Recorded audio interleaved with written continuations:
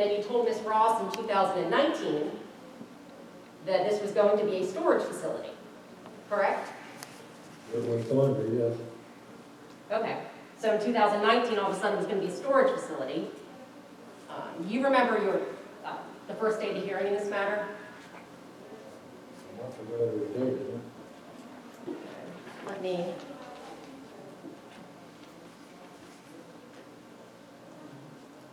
Okay.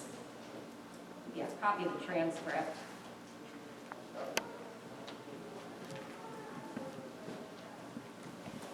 Copy of the transcript from the first day of the hearing. And I just have one other copy, but I'll reference the page numbers for you. And on the first day of the hearing, Mr. Omatick, you had a Miss Mallory with you, correct? And she was kind of speaking on your behalf? yeah, because I work all day, she has time to do all Okay. this work. Okay, and on page 5 of the hearing transcript, in the second full paragraph,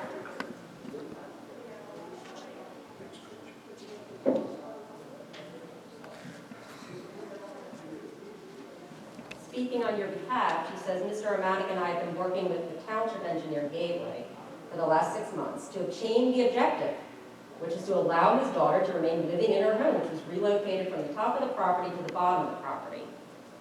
You see that? Yeah. Okay. And also,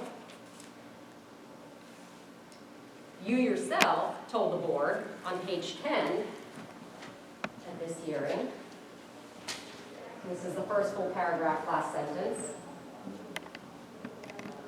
You said, I don't want to subdivide because, like I said, the farm is going to be hers, meaning your daughter, so why should I subdivide?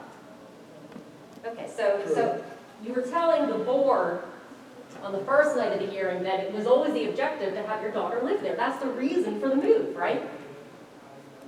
At the time, I did not know you were going to allow 2 houses on one property.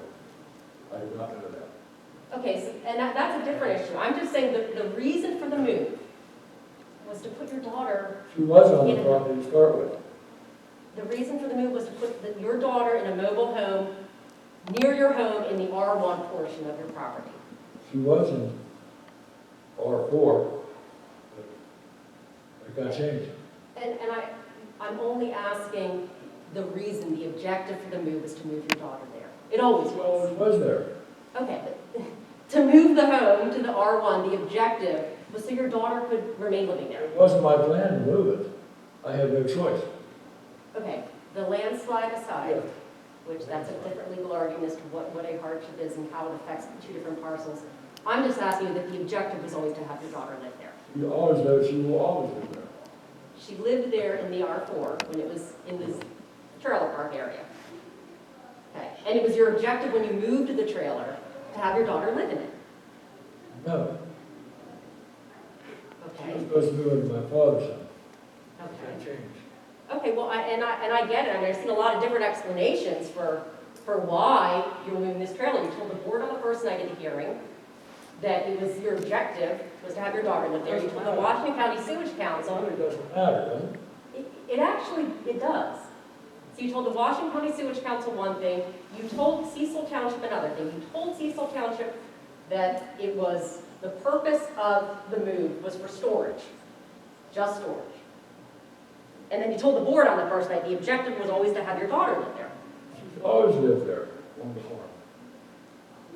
And Mr. Omatick, the objective to move, the objective in moving, I'm just not getting this right. I understand, and yeah, please. The answer that you want.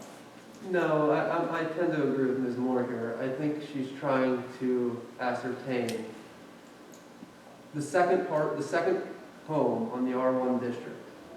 Was it always your intent to have your daughter move to that second mobile home in the R1 district? Not at that location, no. She was supposed to stay where it was originally. After the landslide? No, she was supposed to get my father when he passed away, but that changed. I have to find a place where to live. She's home now. She's back home. Back home where? At the mobile home? 349 Range Road, in my house. She In lives your, okay. in me. Okay, so you're saying that the second mobile home is not occupied right now, is that your position? It hasn't been occupied since it's been moved. Okay.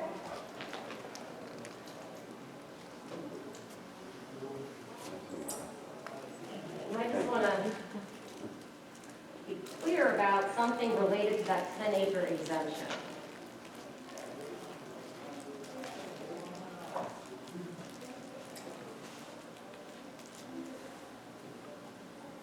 Okay. I will just state to you that this is the 10-acre exemption form that you get from the Washington County Sewage Council when you apply. This is from their website. This is just the form package that you refer to when you apply for the 10-acre exemption.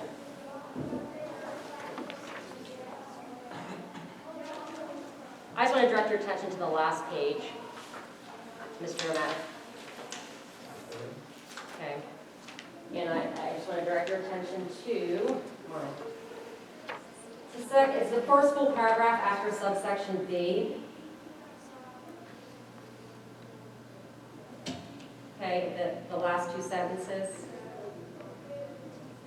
And I'll just read it. It says here, the act, so the act that allows one to get a 10-acre exemption does not provide for a permit exemption for more than one structure or system on the same tract, parcel, or lot. You see that? I'm reading it.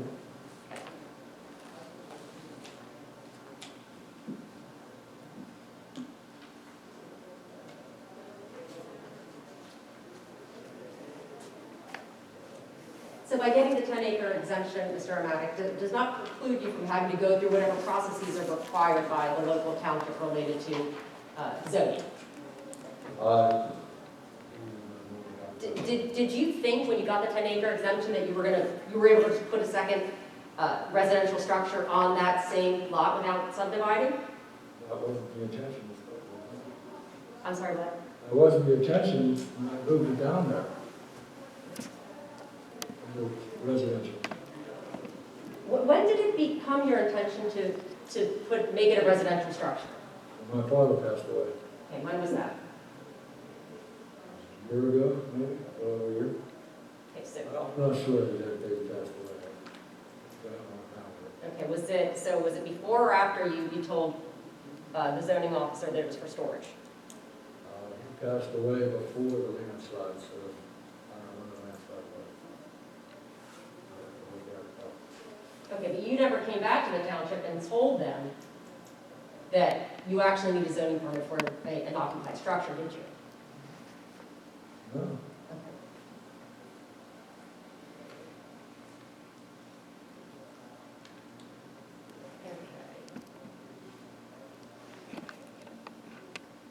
So I think I kind of heard from your attorney, but I kind of want to hear from you in layman's terms. What is your lawful pre-existing non-conforming use in the R1 district that you're trying to continue? That's a bad question. I don't understand that. His lawful non-conforming use is on his personal property. What lawful use are you trying to continue? Having trailers on his property. It's having trailers on your property? Is that right, Mr. Omatick? Okay. And you know now, and it's very clear that you're allowed to have the trailers in the R4 section of your property. That's zoned R4, and you're allowed to have trailers in that particular parcel. Yeah. Okay. But you're not allowed to have a second residential occupied structure in the R1 district. Okay. Now, you can actually comply with the zoning ordinance by subdividing your property, right? I guess, yeah. Okay, and under the Cecil Township ordinance, you only need, 1 acre to subdivide. And I understand that you want to pursue the 10-acre exemption, so you probably want 10 acres, right? I was going to do a half. Okay. But you haven't made any effort to start the subdivision process. I can't see why I have to subdivide it if you had it for that. Okay, that's because you don't want to subdivide, correct? She's gonna end up with it all, why should I subdivide? Okay, so is the answer you just don't want to I subdivide? don't want to subdivide. Okay.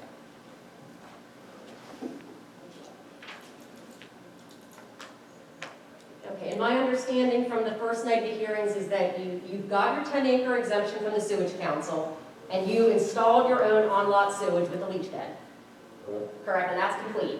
correct, Okay. And no one inspected that, you installed it yourself? correct. Okay. With,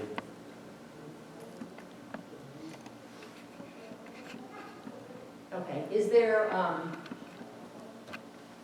you talked a little bit on the first night of the hearing about, the DEP was going to require you to put in the sewage treatment facility or something, you remember that? I don't know what any of this has to do with whether or not he has lawful non-conforming use. Well, all of Hold on, these, question. We've gone so far afield from, what we're trying to accomplish here. Jefferson knows we'll allow Okay. questions. thank you. So, on the first night of the hearing, you talked about how the DEP told you you might have to do some additional requirements, correct? apparently, yes. Okay. And you didn't want to do that, did you? No, Okay. And I think you already just testified that Cecil Township told you there was a requirement from the township, which is to subdivide, and you didn't want to do that. correct. Okay. So instead, you've just gone ahead and done these things. The DEP told you you couldn't do it, and the township told you you couldn't do it, and you disagree with that, right? DEP said. None of this matters. He has a right to use the property in that way. All this testimony you're eliciting is irrelevant. It's not irrelevant. He came to the township, The same way it was been used for the last 40 years. he came to the township, and he made attestations to the township. He lied to the township about the use for this property. That's how he obtained his zoning It permit. doesn't matter with regard to whether or not he is continuing a non-conforming use. It has everything to do with it because he's not continuing a non-conforming use, first and foremost. He's seeking a new use in the R1 parcel for which he lied to the zoning officer to get that zoning permit.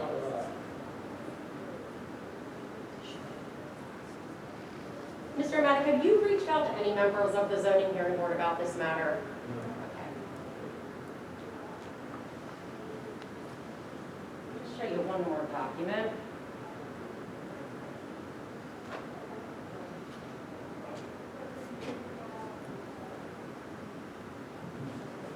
So, and I think you said on the first day, you had Ms. Mallory do some things on your behalf, correct? Related to this. Yes, because I work all one day and she has time Okay. to do the paperwork That. So it's not only yourself that filled out an application and told Ms. Ross that you intended to use this mobile home as storage, but Ms. Mallory also had conversations with Ms. Ross, didn't she, on your behalf? Yes, Okay. You can look at the top email there. It's a response, it's an email between Ms. Mallory and Ms. Ross. she would be better to answer this than me, because she did all this. Oh, and I will call her, yeah, and maybe I'll just save that. Are you familiar with this email? Okay, maybe we'll save this for Ms. Mallory.